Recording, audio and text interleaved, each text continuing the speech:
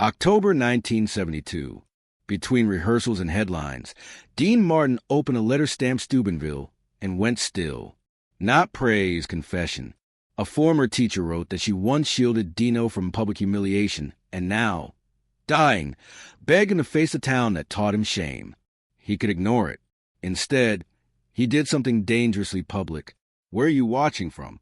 In Hollywood. Power had rules, and Dean Martin knew them by heart. You didn't stop a show midweek. You didn't cancel meetings for sentiment. You certainly didn't let the past interrupt a machine built on schedules, contracts, and smiling certainty. His office reflected that order. Scripts stacked by priority, tour itineraries clipped to corkboards, assistants trained to keep the world from reaching him unfiltered. Letters arrived daily, hundreds of them, and most were harmless noise. Admiration, requests, proposals that confused proximity with permission. The rules existed to protect momentum, to keep a public figure moving forward. But that afternoon, the rules bent.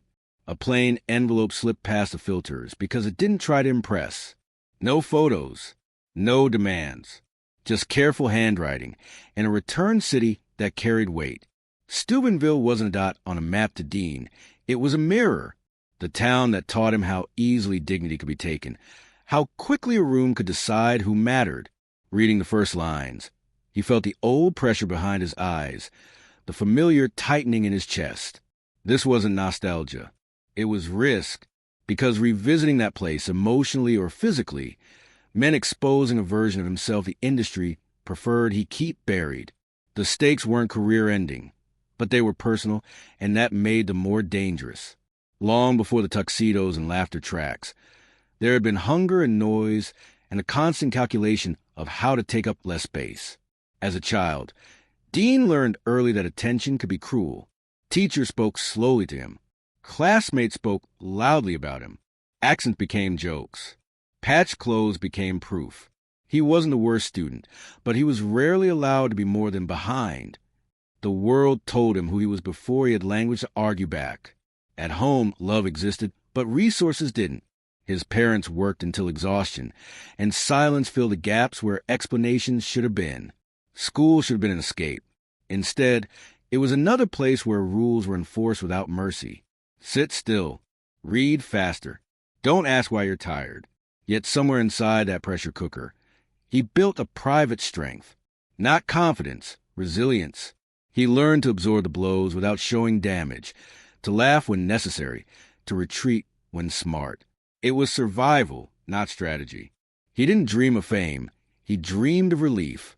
Relief from the feeling that he was always being measured by standards designed to exclude him. When he left school early to work, people called it failure. He called it breathing room. What no one saw was how carefully he stored every slight, every kindness, filing them away like evidence. Years later, success would give him leverage, but not answers. The letter didn't accuse. That was what unsettled him most. It apologized. Line by line, it carried the quiet weight of someone who had watched a child struggle and believed, for decades, that she had not done enough. The words didn't flatter his fame or claim credit for his rise. They focus on moments most people forget. Lunch periods, hallways, the choice to look away or intervene. Reading it, Dean realized why it slipped past his defenses.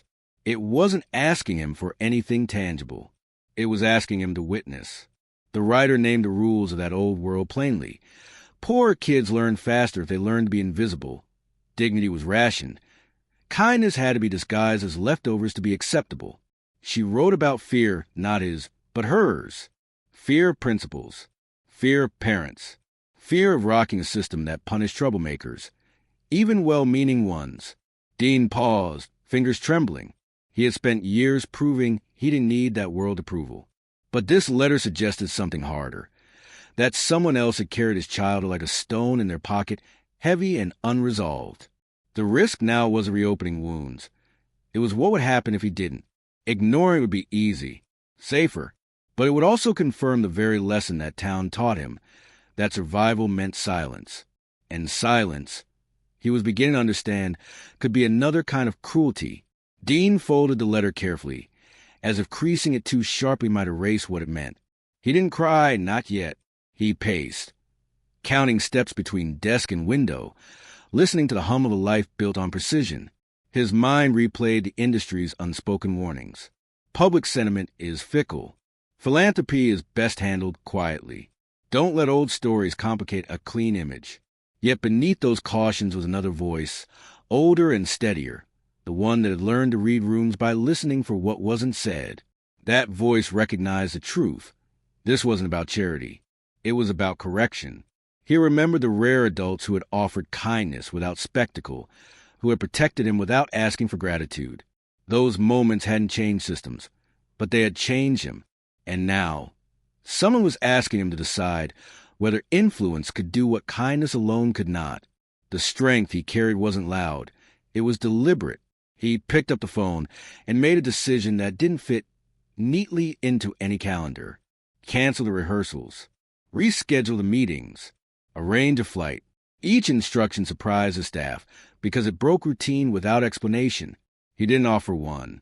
Power, he understood, wasn't just the ability to command attention. It was the willingness to spend it where it mattered. As the city blurred past his window, Dean accepted the real risk. Not being misunderstood, but being seen, by a woman who believed she had failed, and by a town that once taught him how easily work could be denied. On the flight east, Dean didn't sleep. He stared at the dark window, watching his reflection drift over cloud shadows, thinking about how power had reshaped his instincts. Success had taught him efficiency, not empathy. Problems were solved with distance, handled by intermediaries, softened into press releases. But the letter resisted that treatment. It demanded presence. As the plane descended, memories sharpened instead of fading.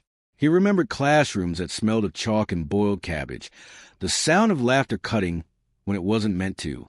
He remembered learning early how to keep his head down, how to turn embarrassment into humor before it turned on him. Fame had been his escape route, but escape had come with a cost. He had never gone back to finish the conversations that childhood cut short. Now, he wondered how many people still lived inside those unfinished moments. The teacher's words replayed in his mind, not as guilt, but as grief. She believed she had failed because she had not changed the rules. Dean understood something she hadn't allowed herself to see. Systems don't shift without leverage. And leverage doesn't come from good intentions alone. It comes from someone willing to stand in the open and say, "This isn't acceptable anymore." He felt an unfamiliar calm settle in. Not anger. Resolve. Whatever waited for him in Steubenville. He wouldn't arrive as a star revisiting his past. He would arrive as a witness, prepared to answer a truth that had waited decades for a response. Steubenville looked smaller than he remembered, but heavier. The mills still dominated the skyline, their presence both comforting and unforgiving, like an old authority that never softened with age. As the car moved through familiar streets, Dean noticed details he'd once ignored: houses patched and repatched, storefronts holding on out of stubborn pride. This town had fed his family's labor and consumed their youth in return. He wasn't angry at it. He was realistic.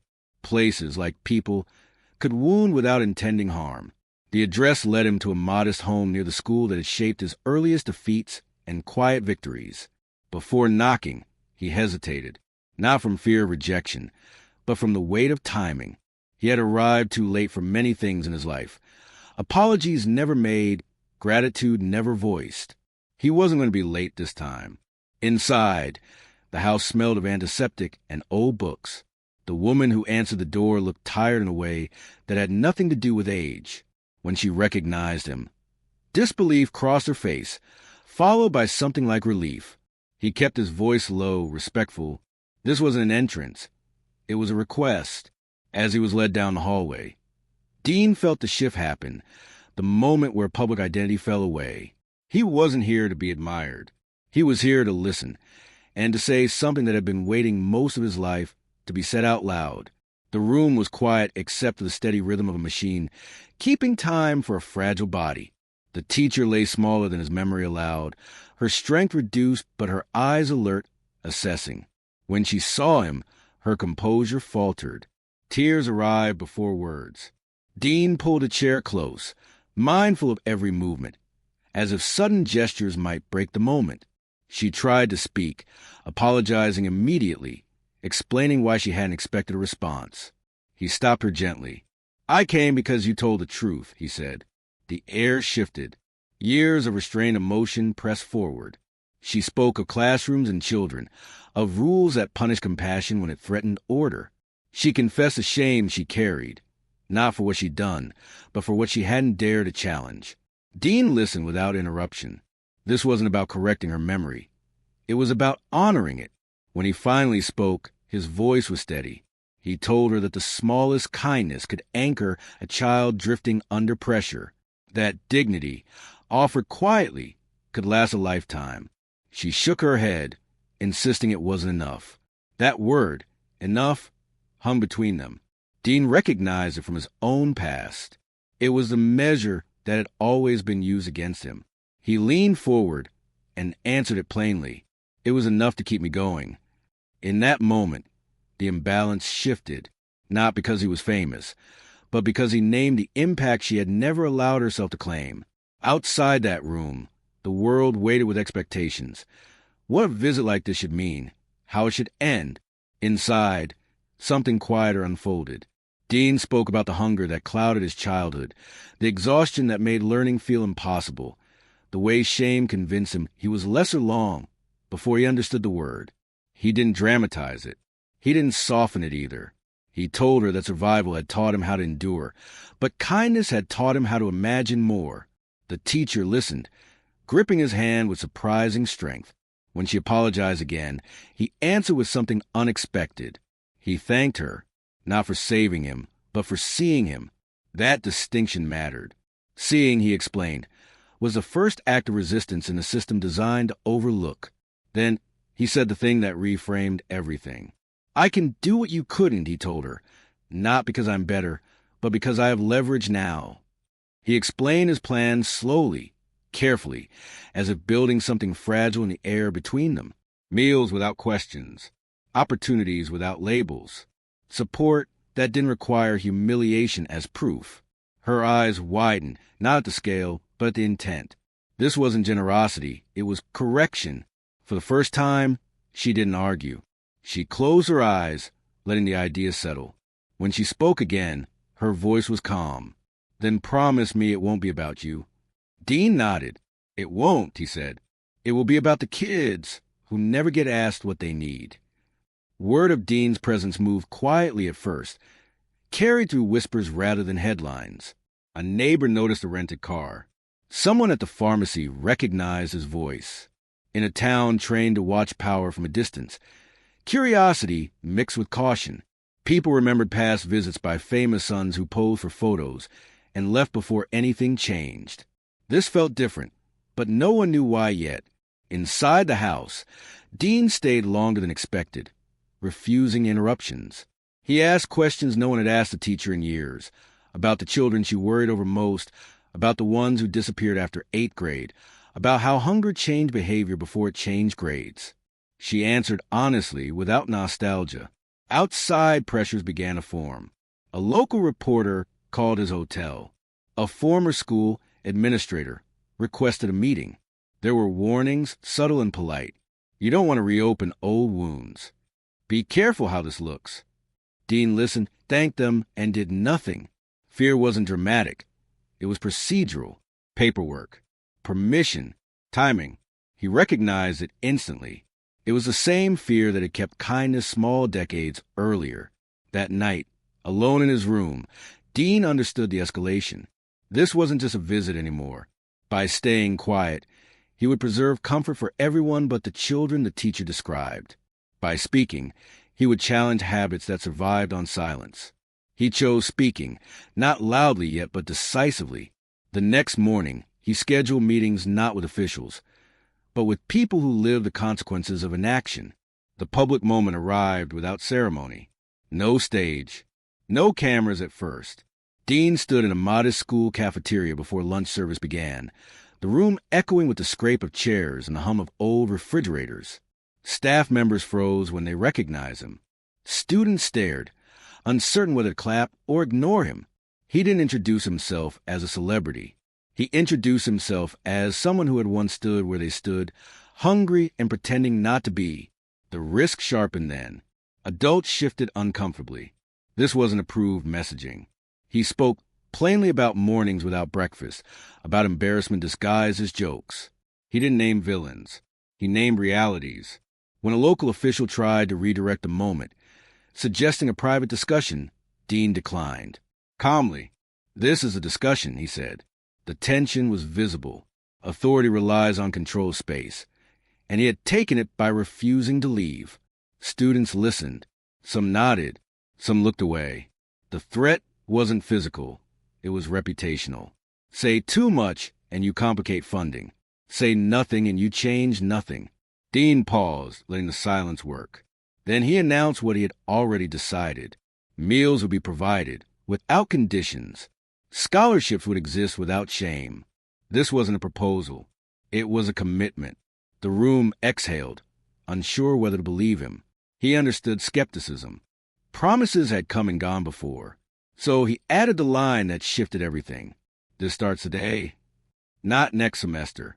Not after approvals. Today. By evening, the story had grown legs. Phones rang. Papers wanted statements. Some praised a gesture. Others questioned motives. Was this guilt? Image management? A distraction? Dean refused a familiar dance of justification. He answered one question repeatedly and nothing else. Because it's right. The simplicity frustrated people who expected strategy. At a hastily arranged town meeting, voices rose. A few residents worried about dependency. Others asked why their taxes hadn't solved this already. Dean listened without interrupting, absorbing the fear beneath the arguments. Change threatens routines more than it threatens values. When he finally spoke, he didn't counter with statistics.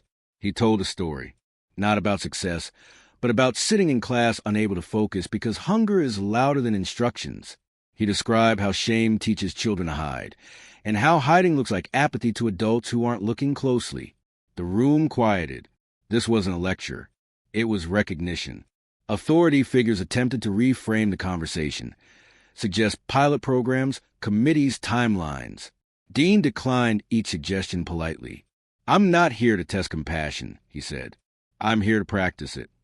That line traveled faster than any press release. The threat dissolved into something else. Inevitability. People realized this wasn't a star making noise before leaving. This was someone planting roots. The genius wasn't confrontation. It was refusal to negotiate dignity. By removing conditions, he removed excuses. The power flip was complete, and it happened without raised voices or spectacle. The first meals were served the next morning. No banners, no speeches, just trays filled without questions asked. Children noticed immediately.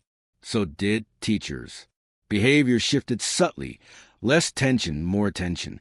Dean watched from the side, unnoticed by most, understanding that real change rarely announces itself. That afternoon, he returned to the teacher's bedside. She had heard what happened, though not how it had unfolded. He told her simply, "It's moving." She closed her eyes, relief softening lines that pain had carved. "Then it worked," she whispered. Dean shook his head. "It's just beginning." He explained how resistance had softened once people realized the decision wasn't up for debate. She smiled faintly. "That's how systems change," she said. "When someone decides they're tired of asking." The visible threat had passed, replaced by logistics and planning. But something more fragile remained, the emotional reckoning. Dean admitted what he hadn't said publicly. That part of him was still that child, waiting to see if promises would hold. She squeezed his hand. "They will," she said, not as hope but as certainty. In that quiet room, the noise of opinion faded. What mattered was continuity. The courage to return the next day, and the day after. Dean left knowing the hardest part wasn't launching a foundation. It was sustaining attention when novelty disappeared. As he stepped outside, he understood the lesson fully. Power isn't proven by arrival. It's proven by staying. The confrontation everyone expected never came in the form they imagined. There was no shouting match, no dramatic walkout. Instead, it happened during a closed-door meeting where influence usually reasserted itself. Administrators laid out concerns in measured tones. Budgets, optics, precedent. Dean listened, hands folded, letting each argument land. When they finished, he didn't rebut point by point. He asked a single question. How many kids missed breakfast this morning? No one answered immediately. The silence stretched. Someone offered an estimate. Dean nodded, then slid a signed document across the table. It wasn't a proposal. It was proof. Funds transferred, services contracted, logistics arranged. They won't miss it tomorrow, he said. The genius wasn't the money, it was timing. By acting first, he removed the meeting's leverage. Debate without control loses power. The officials realized the conversation had flipped. They could either align with an outcome already in motion or be remembered as obstacles to it. Dean didn't threaten them. He offered dignity, participation without ownership. Help me do this well, he said. That invitation disarmed resistance more effectively than force. When the meeting ended, alliances had shifted quietly. Outside, word spread that something irreversible had begun, not because the star demanded attention, but because he treated hunger as urgent, not theoretical. The system hadn't been defeated. It had been bypassed. The public reaction followed a familiar arc, skepticism bending into curiosity, curiosity into respect. Local papers ran cautious headlines. National outlets called for comment. Dean gave few interviews, and when he did, he redirected focus. He spoke about the teacher, about classrooms, about the cost of ignoring quiet problems until they became loud failures. During one appearance, a host pressed him, "Why here?" Dean answered without hesitation, "Because this is where I learned what happens when people decide who deserves help." That answer traveled. Viewers recognized its honesty. It wasn't self-congratulation. It was accountability. Meanwhile, the teacher's condition worsened. Dean returned each evening, sitting with her, recounting small updates. How many meals served, how teachers were adapting, how kids lingered longer at lunch because no one was rushing them away. These details mattered more than numbers. They were evidence. She listened, eyes closed, absorbing the sound of something continuing beyond her reach. When she worried aloud that attention would fade, Dean told her what he hadn't told anyone else. "I've put my name on it so I can't walk away." That was a genius reaction made visible, binding his reputation to follow through. Fame became a constraint, not a shield. By anchoring the effort to himself, he ensured scrutiny would protect it. Power, redirected, became accountability. The moment that sealed everything arrived quietly, late at night, when the teacher asked him one last question. "Did it change you?" she asked. Dean considered the honest answer. "It reminded me," he said. He explained how success had insulated him, how it was easy to mistake distance for growth. This, he admitted, stripped that illusion away. She nodded, satisfied. The next morning, news came that she had slipped into a deeper sleep. Dean stood by the window, watching frost trace the edges of glass. Understanding that time was narrowing, he arranged one final act, not public, not press-facing. He returned to the school and asked for a simple thing. A plaque would be placed, not with his name, but hers. Not a dedication to generosity, but to attention. She noticed. It would read, when officials hesitated, he smiled. "This one isn't negotiable." The genius wasn't insistence. It was clarity. That afternoon, he told the teacher.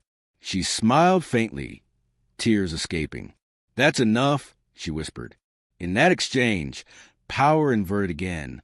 The dying woman, once convinced she had failed, was now the measure by which success was defined. Dean held her hand, silent. No cameras, no witnesses, just the completion of a promise that had waited decades to be fulfilled. When she passed, the town responded in ways no plan could predict. There was no grand funeral procession, but there was presence. Teachers attended. Former students returned. Families who had benefited from the meals stood quietly at the back, unsure if they belonged. Dean sent flowers with a note that said nothing about him. The reaction from authority was immediate and telling. Officials who had hesitated now spoke openly about expansion. Critics softened their language. The tension that once surrounded the effort dissolved into maintenance, schedules, budgets, responsibilities. That shift marked the true break. When something becomes routine, resistance loses its urgency. Dean stayed long enough to ensure that happened. He didn't linger for praise. He attended meetings, signed checks, answered difficult questions. Then he left, trusting the structure he'd helped set in motion. Back in Hollywood, the story followed him. Colleagues asked why he'd involved himself so deeply. He answered simply, "Because someone once involved herself in me." The crowd reaction, industry peers, fans, skeptics, settled into respect. Not awe, respect. The difference mattered. Awe fades. Respect endures. The threat had been neutralized not by confrontation, but by consistency, by showing up again and again until doubt exhausted itself. The power imbalance that once silenced a child had been reversed, quietly, by an adult who refused to forget what silence costs. In the weeks that followed, reaction settled into patterns that revealed more than headlines ever could. Parents noticed their children lingering over homework instead of rushing to bed hungry. Teachers reported fewer outbursts, fewer absences, quieter classrooms that felt less defensive. These changes didn't announce themselves as miracles. They arrived as absences of tension, of distraction, of resignation. Dean monitored reports from a distance, insisting on updates that focus on lived outcomes, not praise. When a local official thanked him publicly, Dean redirected credit immediately. "If it's working," he said, "it's because people here chose to make it work." That refusal to claim ownership frustrated some and relieved others. Authority adjusted. What had begun as disruption became expectation. The real test came when costs rose and enthusiasm dipped, as it always does after novelty fades. Dean responded without fanfare, authorizing additional support and reminding administrators of the original principle. No child proves worth by suffering. That consistency steadied the effort. Back home, invitations poured in, panels, awards, tributes. He declined most. Attention, he knew, could distort purpose. The crowd's reaction shifted again, from curiosity to trust. They didn't need him to perform commitment. They needed him to maintain it. By staying predictable, he made the work resilient. The tension that once threatened backlash dissolved into routine responsibility. And that, Dean understood, was the quiet victory. Privately, the aftermath carried weight he hadn't anticipated. Late at night, memories resurfaced without warning. The echo of hallways, the sharpness of shame, the relief of being fed without being exposed. He realized the letter hadn't reopened wounds. It had given them context. During one visit back to Steubenville, he met with a small group of former students who had benefited early on. They didn't thank him the way donors expect. They told him stories instead. About mornings that felt lighter, about teachers who seemed more patient when kids weren't exhausted. One young man admitted he'd almost dropped out before the program stabilized his days. Dean listened, careful not to interrupt. These weren't testimonials. They were confirmations. Later, alone, he acknowledged something difficult. He had spent years believing success erased the past. It didn't. It reframed it. By acting, he hadn't fixed everything, but he had aligned his present with a truth he'd long avoided. That alignment brought an unfamiliar peace. When he visited the teacher's grave, he didn't speak long. He said one sentence and left. We kept going. The confession mattered because it wasn't triumphant. It was accountable. He understood then that closure isn't forgetting. It's continuity. Choosing actions that honor what shaped you without being trapped by it. As time passed, the story changed shape. It was retold without him at the center. Children spoke of lunches. Teachers spoke of focus. Administrators spoke of feasibility. That evolution pleased Dean more than any praise. Impact, he believed, matured when it outgrew its origin. He checked in periodically, not to control, but to ensure fidelity to the principle that started it all. No shaming, no qualifiers. When proposals surfaced to narrow eligibility, he intervened quietly, reminding leaders why the effort worked. The minute you ask kids to prove hunger, he said, you teach them to hide it. Those words became policy, quoted long after he stopped attending meetings. In interviews years later, when asked about legacy, he deflected. He spoke instead about teachers, how often they noticed what others missed, how rarely they were empowered to act. He urged audiences to look for the invisible labor of care happening in ordinary places. That reframing kept the story human. In Steubenville, the program persisted until broader initiatives absorbed it, carrying its logic forward. When that transition came, Dean approved it without hesitation. Success wasn't permanence. It was influence. The final confirmation arrived in a letter from a former student who had become a teacher. I tried to notice. It read, Dean folded the page, recognizing the echo. That was the truth he'd hoped for, not replication of his actions, but inheritance of the lesson. Years later, the story settled into legend, not because it was dramatic, but because it was instructive. People remembered that a famous man received a letter and refused to outsource his response. They remembered that he went back, listened, and acted without demanding applause. The details sharpened with time. The cafeteria morning, the refusal to negotiate dignity, the insistence on staying until routine replaced resistance. When asked what made it different from other acts of generosity, those closest to it gave the same answer. He didn't treat kindness as a moment. He treated it as a commitment. The quote most often attributed to him wasn't about fame or fortune. It was about attention. If you really see someone, he said once, you're responsible for what you see. That responsibility defined the legend, not the money, not the headlines. The willingness to accept consequence for caring. In Steubenville, children grew up unaware of the origin story, and that was the point. They ate, they learned, they moved on. Somewhere along the way, the power imbalance that once decided their worth lost its grip. The story endured because it offered a map. Notice, act, stay. It didn't promise transformation without cost. It showed that dignity, once protected, multiplies quietly, and that sometimes the most extraordinary thing a powerful person can do is respond like a human being, and keep responding long after the moment passes. This story isn't about fame. It's about responsibility after recognition.